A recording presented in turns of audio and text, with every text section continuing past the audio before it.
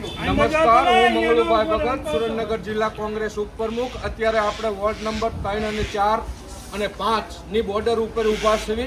અત્યારે આપણે આ નગરપાલિકાને સરકારશ્રીએ 1,40,00,000 રૂપિયા મોન્સૂનના નામે વાપરવા માટે આપેલા છે. તો અત્યારે હું ગામના હોકળા એ બતાવવા નીકળ્યો છું અને એ પૈસા એમને આજે ઠરાવ કરી અને એ પૈસાના બિલ પણ બનાવેલા છે. તો મારે કહેવાનું છે કે એક પણ ગટર કે એક પણ નાળું આ મોટા તળાવનું ઓગન છે. આ ઓગનની અંદર આ સારો એવો વરસાદ થાય એટલે આમાં કોઈ દિવસ પાણી સમાય નહીં.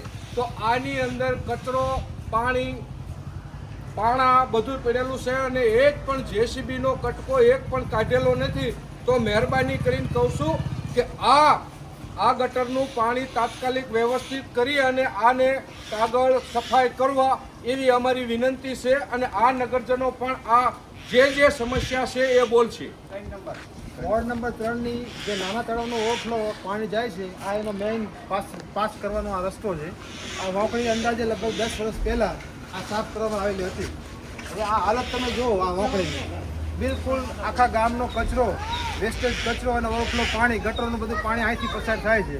અને આ કમ્પાઉન્ડ વોલ પણ નગરપાલિકા સાફ કરાવી તોડી નાખી અને આના કન્ડિશનમાં મૂકી નગરપાલિકાવાળા જતા રહ્યા.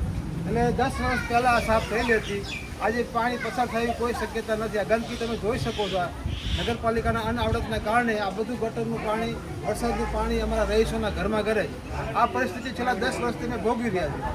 પણ નગરપાલિકા પાસે ફરિયાદ કરવા છતાં પણ આજ સુધી આ ફરિયાદનો કોઈ નિયમ કે ઉકેલ આવેલ નથી.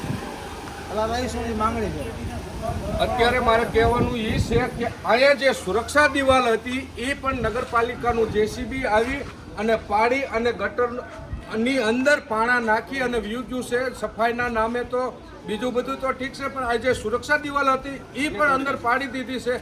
તો આ ગટરને જેમ જેમ બનતી જાય એમ નાની કરતા જાય છે. તો જલ્દી ને જલ્દી આ સાફ સફાઈ કરીને, આપણે વરસાદનો ટાઈમ આવી રહ્યો છે, વરસાદ આપણે નથી, જો સાજો વરસાદ થશે તો આ બધા આજુબાજુના રેસિડેન્ટ એરિયાના ઘરની અંદર પાણી ઘરે એવી સમસ્યા દેખાઈ રહી છે. તો નગરપાલિકાને જલ્દી ને જલ્દી જેસીબી મૂકીને આ કામ કરવું જોઈએ એવી અમારી નગરજનોની માંગણી અને લાગણી છે. જય હિન્દ, જય ભારત.